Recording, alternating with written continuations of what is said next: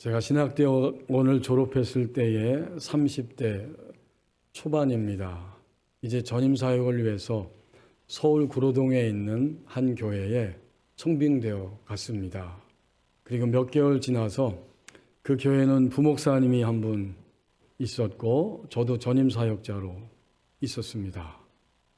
매주일 오후에 부교육자 분들이 돌아가면서 설교를 하는데 저도 몇 개월 지나서 오후 예배 설교를 하고 내려왔더니 그 교회 권사님 한 분이 입구에 나가서 인사하시면서 입구에서 마주치면서 이 한마디를 저에게 툭 던진 적이 있습니다. 전도사님은 결코 손해를 보고 사는 분이 아니네요 라고 말을 했어요. 그 오래전의 이야기가 오늘 말씀을 준비할 때에 제 뇌리에 스쳐서 들어왔습니다. 어떤 사람이 손해를 보지 않는다는 말인가? 그리고 도대체 이 젊은 교육자인 나에게 이제는 고등학교 국어 선생님이고 굉장히 똑똑하신 그런 권사님이신데 왜 저런 말씀을 하셨고 그 말씀의 의미는 뭘까? 그 짧은 순간에 그런 생각들이 막 제 머리에 지나갔습니다. 그리고 첫 번째로 제 마음에 드는 생각은 감사했습니다. 그 다음 두 번째로 바로 따라 나오는 생각이 있었는데 바로 우쭐함이었습니다. 나도 신학대학원 졸업하고 이제 전임사역자가 되고 설교를 했는데 내가 굉장히 설교를 잘했나 보다. 더 나가서 내가 설교한 대로 그대로 그래도 살고 있는 사람인가 보다. 그런 의미에서 전도사님은 설교한 대로 살기 때문에 결코 손해보고 사는 분은 아닙니다 라고 말했을까. 이런 생각이 쭉 지나오고 있었습니다. 우리 교우들께서는 현재 나의 삶이 손해를 보고 있는 것인가, 아니면 결코 지금까지 나는 손해를 보지 않고 그래도 웬만큼 나는 살아왔다, 이렇게 판단하실 수 있습니까? 도대체 어느 것입니까? 하나님이 주신 오늘 역대상 23장 27절 말씀을 보십시오. 인생의 마지막 지점을 달려가고 있는 다윗 성도의 모습을 통해서 결코 손해보지 않고 살고 있는 한 사람의 생애를 우리는 발견할 수 있습니다. 이 역대상, 역대하, 왕들의 이야기죠. 근데 성경을 보면 똑같이 왕들의 이야기를 해주는 그런 성경이 또 한 군데가 있는데 열왕기입니다. 다 왕들의 이야기예요. 열왕기는 하나님이 하나님 나라를 보존하고 유지하기 위해서, 적어도 메시아이신 그리스도가 이 땅에 오시기 전에 이스라엘 한 지역에 하나님 나라를 보여주고 유지하고 보존하기 위해서 왕들을 세우시고 그 왕들을 통해서 통치해 가게 하시면서 왕들이 하나님의 마음에 들게 행동했는지, 하나님의 마음에 들지 않고 있는지 그것을 평가하면서 왕들의 이야기를 기록했고, 역대상은 왕들의 연대기를 기록한 것입니다. 이러한 왕들이 이렇게 지나가는데, 특별히 그 히스기야와 요시야 왕이 성전 제사를, 성전 예배를, 성전을 깨끗이 하고 온전하게 예배한 것을 주목하면서 역대상하는 결국 한 가지를 중심으로 기록을 하게 하셨습니다. 왕들이 성전이 지어진 이후에 성전을 위하여 무엇을 했는가가 가장 중요합니다. 이런 관점으로 왕들의 이야기를 기록한 것이 역대상하입니다. 그런 측면에서 오늘 23장 말씀을 보시면 다윗은 나이가 많아서 늙어가고 있었고 완전히 생애의 마지막 지점을 향해 가고 있었습니다. 역대기 23장 오늘 27절 28절 봤는데 1절에 그 이야기가 나오죠. 다윗이 나이가 많아 늙음에 아들 솔로몬을 이스라엘 왕으로 삼았다. 이렇게 시작하고 있습니다. 완전히 늙었어요. 이제 곧 끝날 것입니다. 이 땅에서의 삶은. 그때 다윗은 솔로몬을 후계자로 세워서 불러놓고 이야기하고 동시에 나라의 고위 관리들과 제사장들과 레위인들을 불러놓고 이야기하기를 성전을 반드시 지어라. 준비는 다 해놨어요. 다윗 왕이. 그리고는 성전을 반드시 지어라. 성전이 건축되면 제사장들이 주도가 되어서 제사와 성전 예배를 드려야 하고 혼자는 할 수 없기 때문에 레위 지파 사람들이 하나님의 성전을 위해서 수종드는 자들로 선택되었으니까 레위 지파 사람들을 세워라 라고 이야기를 합니다. 이것이 다윗의 늙어갈 때의 마지막 말들이었습니다. 27절은 다윗의 유언대로 레위 자손이 20세 이상으로 계수되었다라고 말하고 있습니다. 다윗의 마지막은 이 말을 유언으로 남기고 있었던 것입니다. 다윗은 연약해졌어요. 점점 연약해지기 시작했습니다. 연약해지는 것은 부정적으로 이제 모든 것이 다 끝났다고 생각하게 되는데 오히려 성경은 우리에게 연약해짐의 참된 의미가 무엇인지를 그 역설적으로 알려주면서 연약함은 나이가 들어서 할 줄 아는 기능도 다 점점 사라졌고 뭔가를 더 해볼 수 있는 기력도 없는 것이 성경이 말하고 있는 오늘 본문이 말하고 있는 연약함이 결코 아니고 결국 연약함은 무엇이냐면 하나님 앞에 서 있는 존재로서의 순수해짐이다. 이렇게 가르쳐주고 있어요. 다시 한번 나누기를 원합니다. 그리스도인의 연약함은 다른 것이 아니고 하나님 앞에서 내가 서 있는 존재라고 하는 것이 더 뚜렷해지고 실제로 그렇게 살아갈 수 있을 만큼 순수해진 것, 이것이 오늘 본문이 그리고 성경이 그리스도인들에게 요구하고 있고 그 방향을 향해 가라고 말씀하고 있는 신자의 연약함입니다. 다윗은요, 죽음이 다가오면 다가올수록 그의 인생의 마지막 시점을 바라보면서 하나님 앞에서 순수해졌습니다. 점점 순수해지면서 하나님 앞에 있는 존재로 마지막 일생의 지점을 마감하고 있는데 우리가 성경 두 군데 부분에서 이 다윗의 연약함이 무엇인가를 알 수 있게 합니다. 열왕기상 1장 1절에서 4절 말씀에 보면 똑같은 말씀이 등장하는데 열왕기상 1장 1절에서 다윗 왕이 나이가 많아 늙으니 이불을 덮어도 따뜻하지 아니한지라. 굉장히 늙고 연약해졌어요. 왕을 받들어 섬기는 신하들이 왕이 저렇게 늙어서 죽어가는데 이불을 덮어도 따뜻하지 않으니 어떻게 하면 좋을까 생각하다가 이스라엘 전체 중에서 가장 아름답고 예쁜 처녀 하나를 선발하고 왕 앞으로 데리고 와서 다윗 왕의 심부름과 보살핌과 수종을 들게 하겠다라고 왕에게 이야기하고 실제로 그 일을 실행하게 되었습니다. 드디어 아비삭이라고 하는 아름다운 여성이 처녀가 다윗 왕을 수종 들고 돌보아 드리기 시작합니다. 좀 더 분명히 표현하면 신하들은 밤에 주무실 때도 몸이 차가우니까 그 처녀를 품에 안고 주무십시오라고까지 말한 것입니다. 그런데 열왕기상 1장 4절에서 다윗의 행동이 이렇게 나오고 있습니다. 이 처녀는 심히 아름다워 그가 왕을 받들어 시중 들었으나 왕이 잠자리는 같이 하지 아니하였더라. 이제 다윗은 그의 행실의 마지막 부분에서 이 말씀 4절을 기록할 때 여러분 어떤 생각이 드십니까?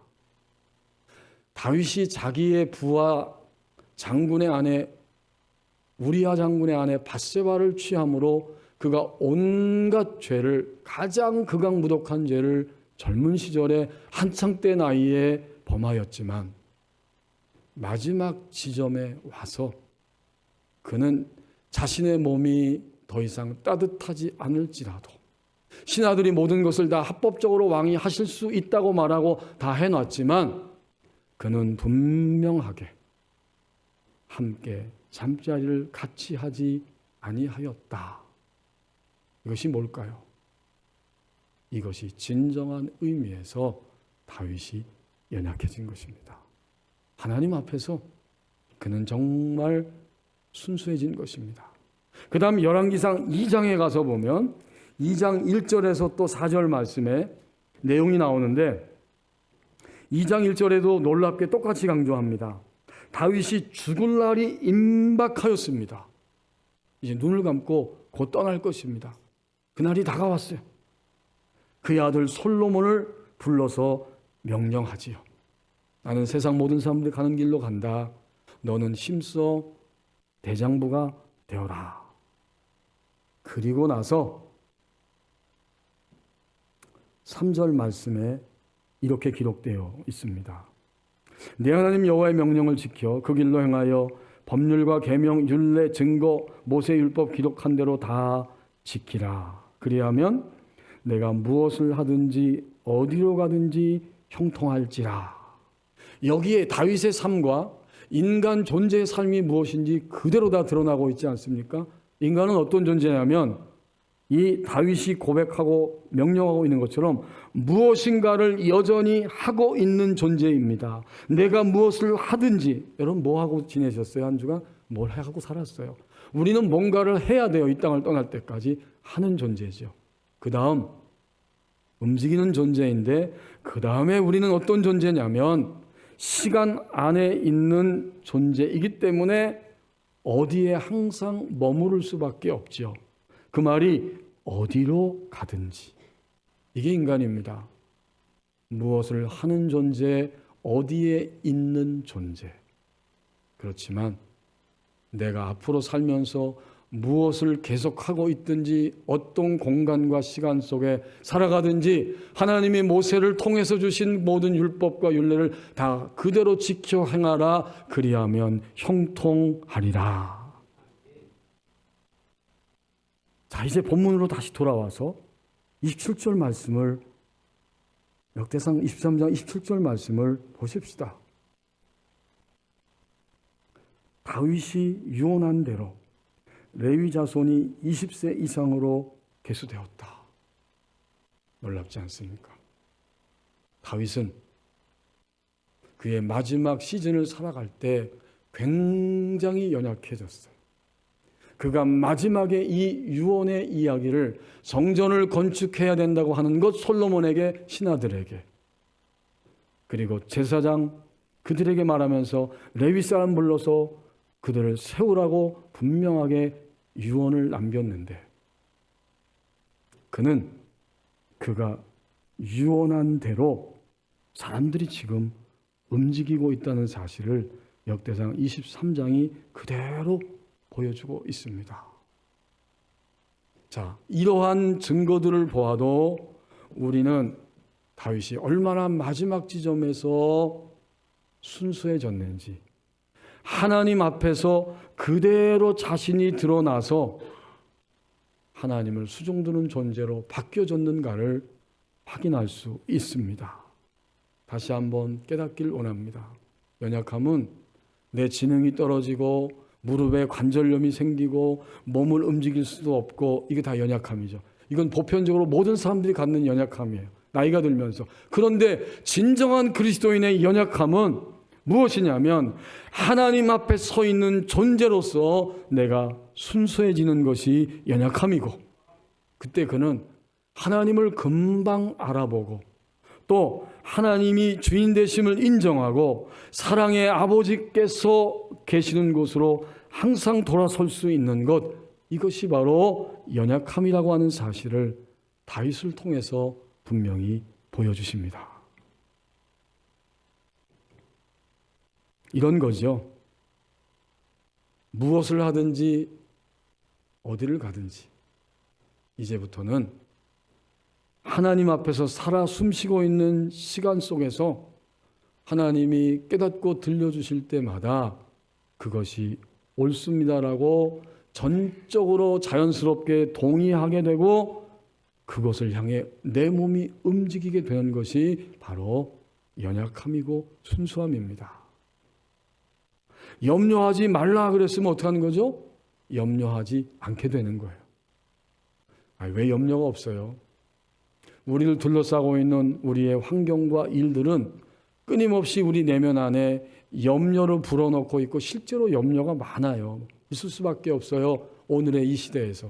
근데 하나님이 말씀을 보니까 염려하지 말라는 거예요. 그러면 염려하지 않을 수 있게 됩니다. 그리고 하나님 우리에게 때때로 이런 감동을 주시잖아요. 너 그런 말을 내 마음에 담고 있을 뿐이지 그 말을 하지 마라 하면 어떻게 하는 거죠? 그 말을 절대로 내 입에서 내뱉지 않게 됩니다. 그러면 우리는 연약해진 것입니다. 그리고 주님이 너 그것은 내 생각이야. 그것은 너의 교만이야. 너의 우쭐함이야. 라고 우리 마음에 속삭이고 깨닫고 감동해 주셨을 때 당장에 그 생각을 던져버릴 수 있는 것. 이것이 바로 성도의 연약함입니다. 그리스도인들이 연약해질 때마다 다가오는 유익이 분명히 있습니다. 다윗 성도가 일생을 살면서 연약해지고 연약해졌더니 그에게 다가오는 무수한 유익들이 하나님의 말씀대로 그에게 다가오게 되었습니다. 연약함이 주는 이익이 무엇이라고 생각하십니까? 그것은 두 가지로 우리가 생각할 수 있는데 절망함으로 뼈저리게 자신의 한계를 실감함으로 궁극적인 희망을 찾을 수 있게 하십니다.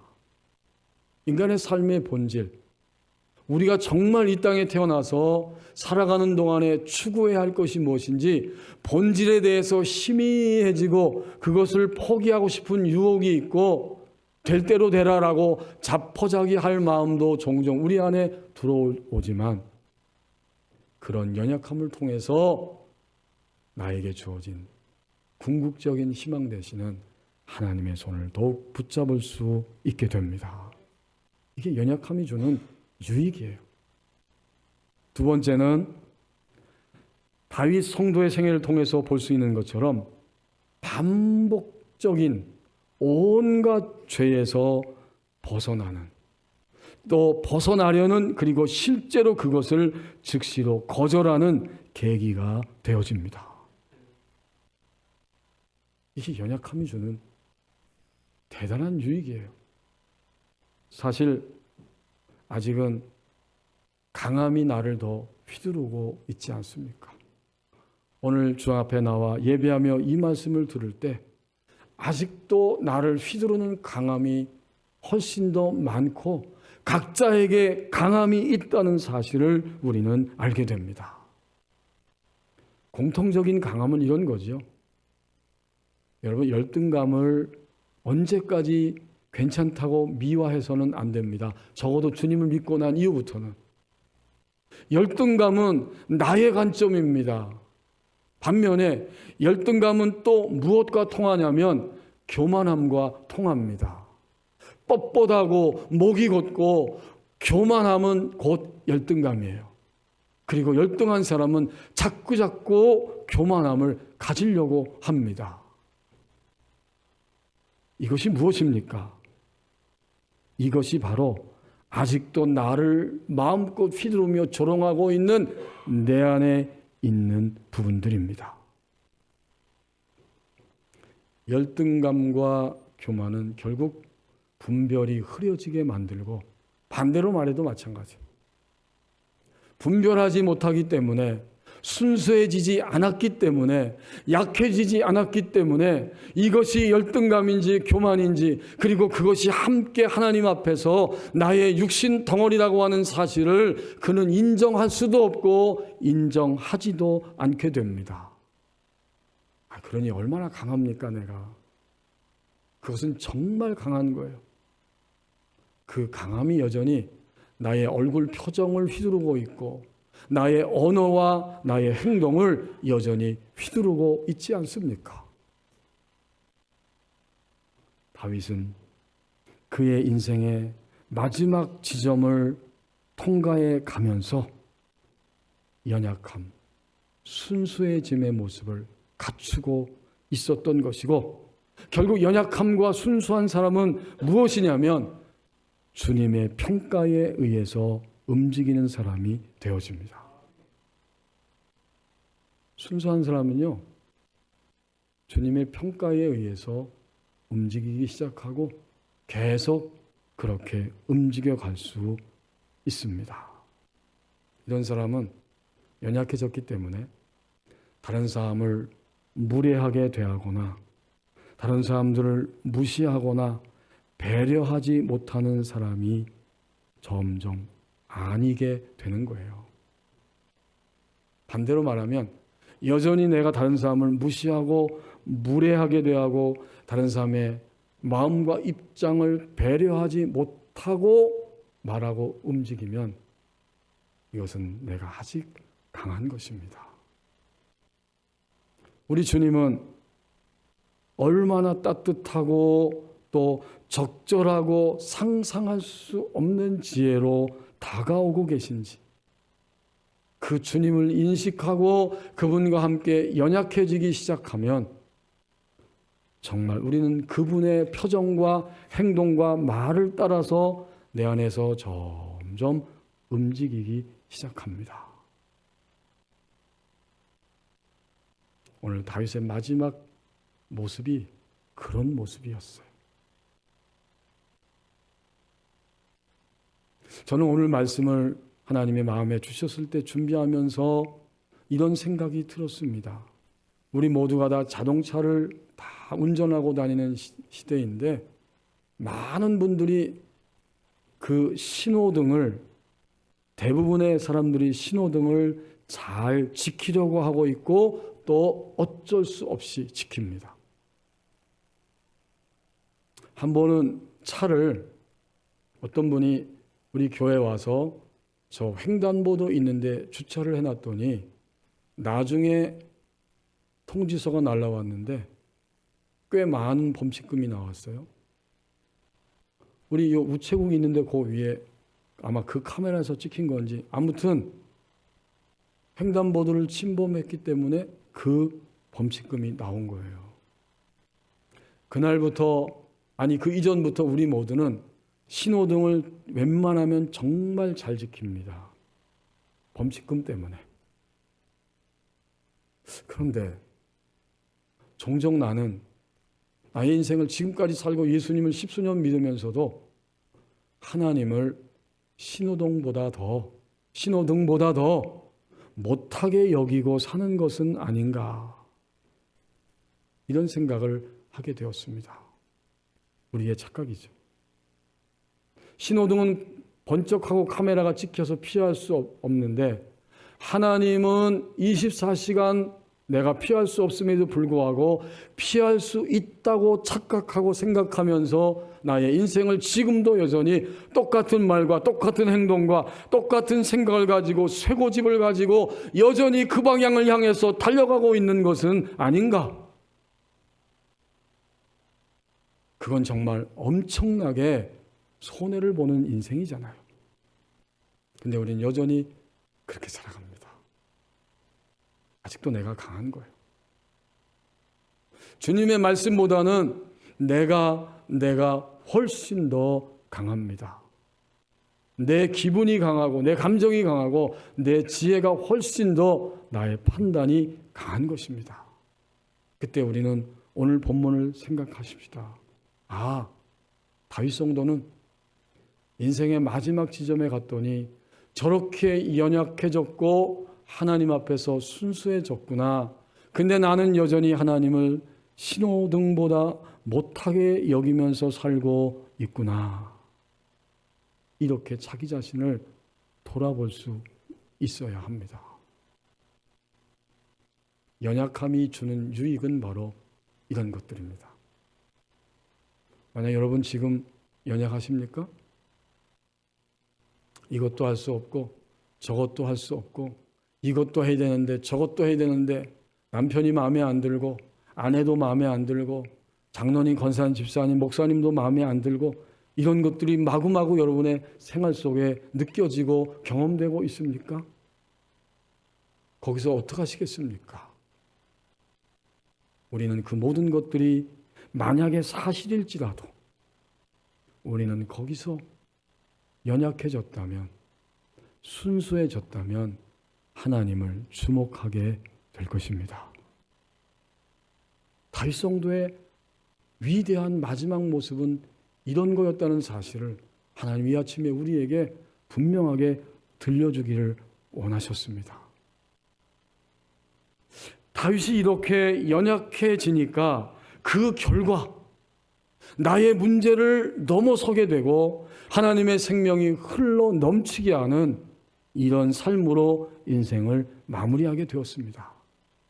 우리에게 주신 본문 오늘 27절 28절은 다윗이 유언을 남겼고 그 유언을 들은 사람들이 어떻게 움직여갔는지 이것을 전체에서 보여주는 말씀인데 요 27, 28절을 새한글 성경으로 읽으면 이렇습니다. 그들은 다윗이 남긴 마지막 말들을 따라 그 수를 세어본 레위 사람들로서 20세 이상이었다. 27절 말씀이고 28절은 그들의 직무는 아론 사람들 곁에서 여호와의 집을 섬기는 것이었다. 곧 뜰과 방들을 살피는 일과 모든 거룩한 것을 깨끗하게 하는 일과 그 밖에 하나님의 집을 섬기는 일이었다. 다윗이 유언한 말씀을 따라서 사람들은 그대로 움직였어요. 다윗은 이미 자기의 문제를 넘어선 거죠. 그랬더니 다윗이 죽은 이후에도 다윗을 통해 나타났던 하나님의 생명은 그 솔로몬과 후대 사람들에게 끊임없이 흘러가고 있었던 것입니다. 그 결과가 바로 성전을 건축하는 것이었고 성전 안에서 섬기는 일을 위해 제사장이 있었고 그들과 함께하기 위해 레위인들이 세워지게 되었던 것입니다. 이게 결과예요. 우리는 성전의 의미를 구약 성경에서든지 신약 성경에서든지 읽을 때에 성전의 의미가 똑같다는 사실을 실감나게 깨달을 수 있습니다. 구약 시대의 성전 이야기는 무엇입니까? 하나님이 지금 많은 공간들이 있지만 눈으로 보는 가시적인 성전, 거기에 하나님이 임재해 계시다. 그게 성전의 첫 번째 의미죠. 하나님은 항상 온 천하에 계시지만 적어도 구약시대 백성들은 하나님을 만나기 위해서 건물적인 의미의 성전에 가야 했습니다. 하나님 거기 계시는 거예요. 주님이 오신 다음, 예수님 오신 다음에 성경은 분명히 기록하기를 주님을 믿는 하나님의 백성 한 사람 한 사람들이 바로 성전이다. 성경 곳곳에서 말씀하시지 않고 있습니까?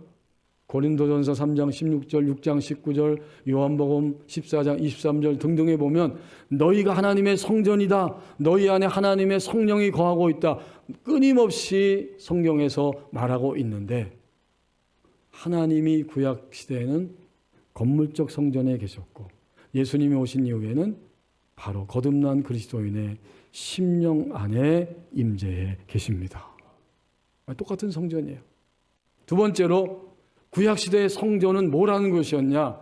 제사 드리는 곳, 예배하는 곳, 하나님을 높여드리는 곳이었습니다. 그러면 오늘 주님에 의해서 성전된 우리의 삶과 신분은 무엇이냐면 바로 매 순간 공적인 예배와 생활의 예배를 통해서 방향이 전환되면서 하나님을 높이는 자로 인생을 살아갑니다. 똑같아 의미가. 그렇죠? 마지막 세 번째 의미도 똑같습니다. 구약시대에 다윗이 명령하고 솔로몬과 신하들에 의해서 지어진 성전은 1년에 한 차례 대제사장이 대속죄일에 성전에 들어가서 모든 백성을 대표하여 지성소 안에 들어가 자신과 백성의 모든 죄를 사면받는 일이 반드시 있어야 합니다. 대속죄인. 평상시에는 짐승을 잡아서 자기의 죄를 대신해서 속죄함을 받아야 합니다. 그렇게 되면 용서받음으로 새롭게 출발하게 됩니다. 우리도 똑같죠. 정전된 우리가 예수 그리스도의 이름으로 고백하며 용서를 하나님 앞에 구할 때 용서해 주시고 용서의 확신을 받음으로 새롭게 출발할 수 있게 됩니다. 이게 바로 성전을 통해 흘러나가는 하나님의 생명이에요.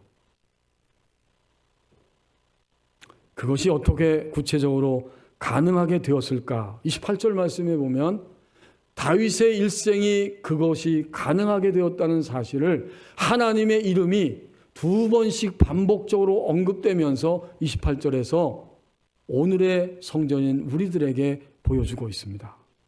여러분 28절에 보면 다윗의 유언을 따라서 성전이 완성됐는데 그 성전을 이렇게 언급하고 있어요. 그 직분은 아론의 자손을 도와 여호와의 성전이라고 언급하고 있고, 그 다음 부분에 보면 모든 성물을 정결하게 하는 일 곧 하나님의 성전에서 섬기는 일이라고 언급해 줍니다. 성전은 여호와의 성전이고 하나님의 성전이에요. 오늘 다윗이 일생 동안 매 순간 투쟁하며 견디며 쓰러지기도 하지만 다시 일어나서 마침내 연약해지고 연약해진 자리에 갈 동안에 그는 하나님을 여호와로 경험하고 만나고 하나님을 하나님으로 경험하고 만나면서 달려온 일생이었습니다. 그리고 그 최종적인 것을 성전, 건물 성전을 완성했을 때 보여줍니다. 이 성전은 여호와의 성전이면서 하나님의 성전이에요. 여호와의 성전할 때 여호와는 우리가 익히 알고 있는 것처럼 하나님이 모세에게 친히 나타나셔서 출애굽기 3장 15절 말씀을 통해서 분명히 알려주시기를 나는 스스로 있는 자다. 계시지 않은 적이 없는 스스로 있으면서 모든 것들을 주관하고 계시는 주권자 하나님이다. 그게 여호와라는 말의 의미가 됩니다.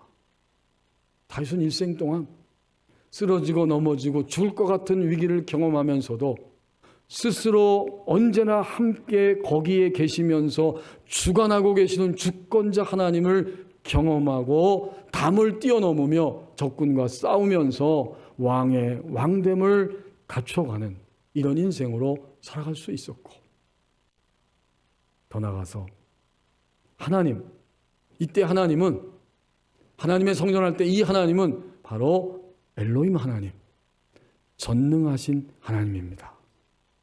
창세기 1장 1절을 잘 알고 계시죠?